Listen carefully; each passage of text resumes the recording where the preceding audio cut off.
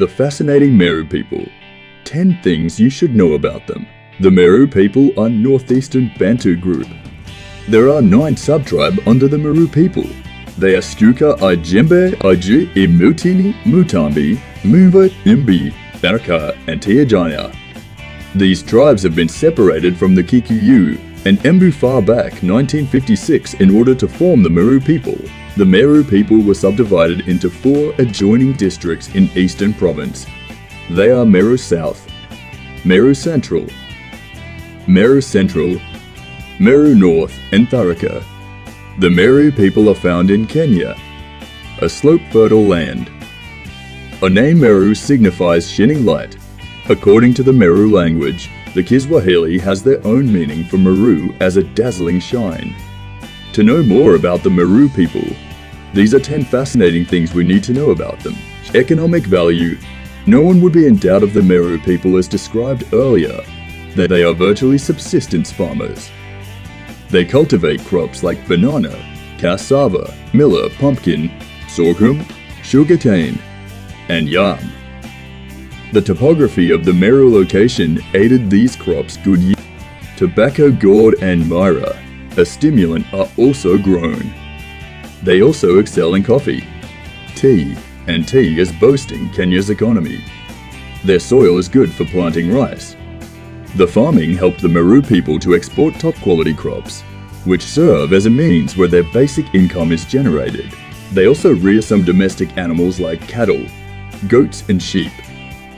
Some of the Meru people are experts in hunting, found in beekeeping, and recently involved in staple crops cultivation. Example: maize, two. Artistic work. The Meru people are good at pottery work and leather work. These can be seen as industrial work. There are other handcrafts in which they also do. Such existing handcrafts are basket making, clay work, crocheting, knitting, and weaving. The reason why they are involved in basket making and mats is because the Tharaka people have excessive palm tree planted at the riverine area. 3. There is division of labor among them. Here people are meant to have a joint and unified work together. Aims and objectives or goals will be achieved. The Meru people have this character found in them, where men are responsible for building, herding and slaughtering of animals for consumption, clearing of land, hunting, and solemnly engaged in leather work. The men also protect their families. On the other hand, the women take the task of house maintenance, taking care of children, cooking for the family, cultivating crops, and milking. They also fetch firewood for cooking, make baskets, and take the most duty to ensure cash crops such as coffee and tea are provided. 4. Rust religion and cultural view. The Meru people believe that there is God, the Supreme, who creates heaven and earth. They also believe in ancestral spirit and supernatural rituals. The belief for the ancestral spirit is to know about the good and bad consequences attached to individual daily life. Any who offends the spirit will not go unpunished. The supernatural ritual is meant for detecting curse, removal of curse, prophecy, and divination. Some illness and death are caused as a result of witchcraft practices, but the advent of Christianity has abolished all these. 5. Ceremonies. In any community, there must be an event ranging from one to another. Ceremonies have common features such as cooking and sharing of food, singing and dancing with the rhythm of the musical instrument. These ceremonies could be birth, naming, marriage, and death. Alongside are social gatherings where political affairs are discussed and other rituals are performed. Death and afterlife. Man is destined to die. When the call beckons, some may be viewed untimely, while others may be seen as God's will. The Meru people see death as God's will. The Meru people are involved in the strange practice of the corpse burial. If any of the Meru people died, his or her corpse will be abandoned in the bush, not been buried. They consider the corpse as a contaminated nature, though this practice was later stopped when the colonial master arrived into the community. 7.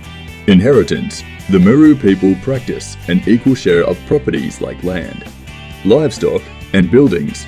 When the head of the house died, the head of the man's family takes responsibility for every possession his brother left behind, and not the wife. Sometimes, the younger brother of the deceased inherited the widow.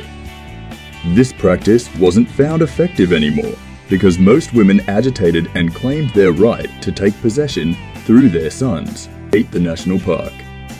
The Meru people have a national park called Born Free. The park is filled with plants and animals. If nature can be valued like William Wordsworth, people would have loved to worship the god of nature. It is a place for wildlife animals like elephants, varieties of birds, lions, etc. This is an essential place for conservation. Those who visit there have a passion for wildlife. Rhinos are also kept especially in a protected home to save them from danger. 9. Doiku's influence makes the Meru unique. This influence shapes the Meru language, tradition, and culture. A mixed culture that makes Meru well known. The Meru are not just mapped as Kenya's regional area. It is a place where diverse beauty is shown, and the top of the landscape are beautiful. The Meru people have interesting folk tales or stories to share. They have a balanced state of practices, both old tradition and the new. 10. Meru traditional dances. There are two basic traditional dances found among the Meru people. They are the Mugithi and Kithuri. These show how rich the culture of the Meru people are.